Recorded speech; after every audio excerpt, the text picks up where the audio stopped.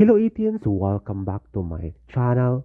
Isang content creators tila Sally, hindi lang supalpal kundi sapul sa pambubuli at pambabatikos at pangungutya kay Stel Ahero na isang pangit di umano, at nagpost nga ito ng picture ni Stel at nagsabi na isang pangit at ritokado itong si Stel Ahero. Kaya naman ang parusa sa kanya, tinanggal bilang endorser at model ng isang brand at humingi naman ng tawad. Bakit ganun?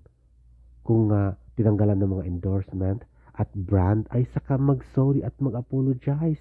Bakit ganun ang buhay ng mga Pinoy content creator? Kaya nga ang sabi nila, nasa huli ang pagsisisi. At sabi din, think first. Think first before speak.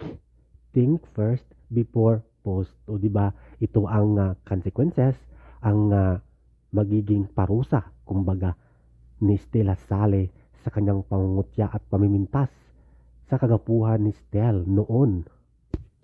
Sabi nga nila, bakit namimintas ang kapwa Pinoy sa kapwa Pinoy?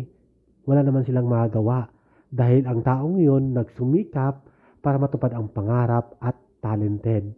Ang namintas, talented ba? Maganda ba? Gwapo ba? O di ba? Talagang bumalik sa iyo ang karma. Yan ang sabi nila. Oh.